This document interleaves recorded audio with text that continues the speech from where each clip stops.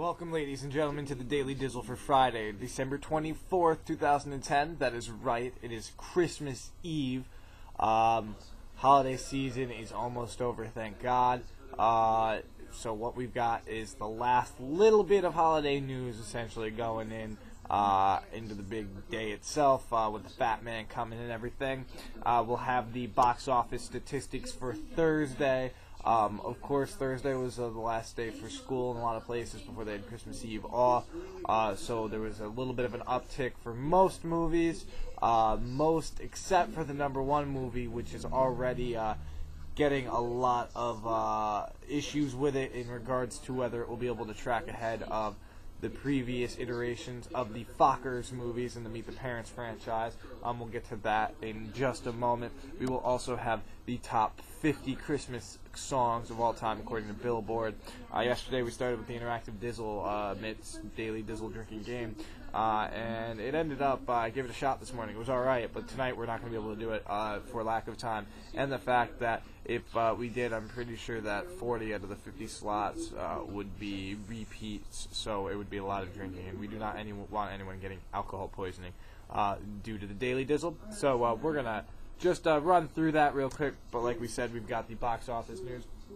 So Little Fockers opened on Wednesday to 7.2 million.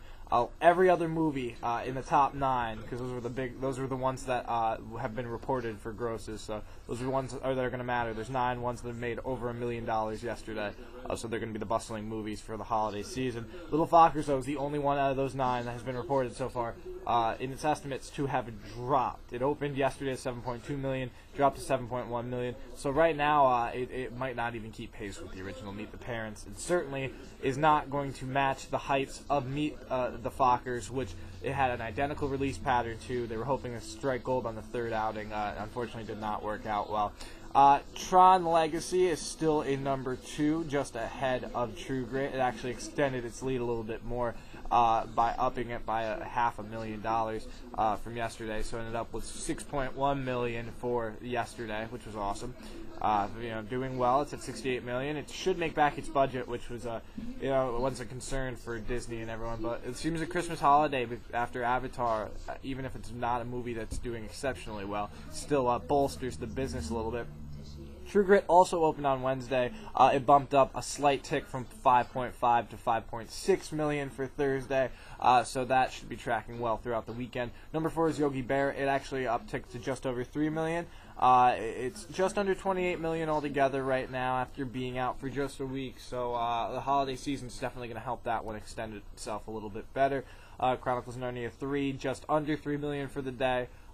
It might not make $100 million back in the long run, but between the overseas box office and everything, Fox will definitely make its money back. Tangled is still playing. It's at #6 with over $2.6 million. It could play very well through the holiday season into the new year. So it's kind of a return to the old school style of Disney, where the movies would last a little bit longer in theaters. #7 was Black Swan, made just under 1.8 million. That one is just a huge success story at this point. It is very, very close to being very profitable at this point. They have made back their budget. So it's only going to get greener from here, especially if the Oscar nominations come out and its name is on that list. Speaking of which, The Fighter is up to just under 1.6 million. It made 19 million total in the past 2 weeks, 1 week of limited release and 1 wide release. So in about the same time that Black Swan has built up all its hype, The Fighter has done about the same business, so they're keeping neck and neck still. #9, rounding out the ones that we have so far, just over $1 million, Harry Potter. So that one still kind of struggling to cross the $100 million or $300 million mark. If it does, it will be the 6th or 7th Harry Potter movie in the series to actually do that. It's interesting to note that there were a lot of other movies that were out, which maybe the top 10 will change, but with The Tourist and How Do You Know and a few other bigger releases that aren't reporting, that is kind of I don't know. Doesn't really seem like these are going to be doing well. Some of the other movies are almost acknowledging that they are bombed at this point, but hopefully those will bounce back, if anything, or make a little bit of money in the long run. Hopefully we'll have some good news to report on those. But that's all we've got for the box office. Now it is time to jump back in to the top Christmas songs of all time, according to Billboard. Before I get to it, I do have to rant because I was looking through, and there's, they split versions. If someone records a version of it and someone else does the same one, they'll place them, within two of each other. If someone does a song and re-records it with different lyrics, and so it's a different song.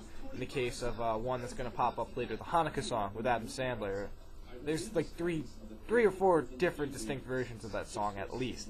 Yet they kind of just rounded up into one.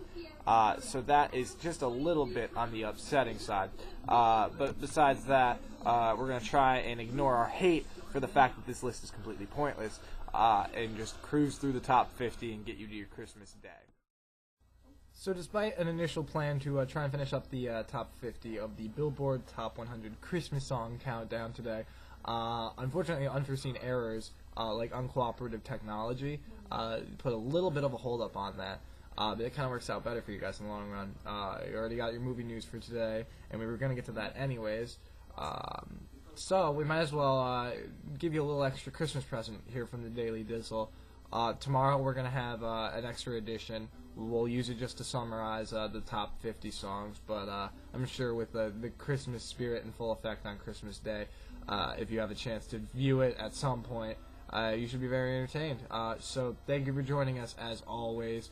We hope to see you tomorrow for a special Saturday, Christmas Day edition of the Daily Dizzle. We hope to see you next week into the new year. We've got a lot of things planned, a lot to talk about with that. But we can't get to it just yet. Got to keep it a little bit secret, keep you on edge of your seat. So just know that we're going to be expanding a little bit more in the next couple weeks into the new year. Keep joining us. Hopefully we'll see you tomorrow for the top 50 Christmas songs. In addition to a few other personal lists, like our favorite Christmas songs and Christmas movies and everything like that. Once again, thank you for joining the Daily Dizzle. I'm Tommy Dizzlemits. We will hopefully see you tomorrow on Christmas Day, and if we don't, have a Merry Christmas, Happy Holidays, whatever it is that you celebrate, do it up.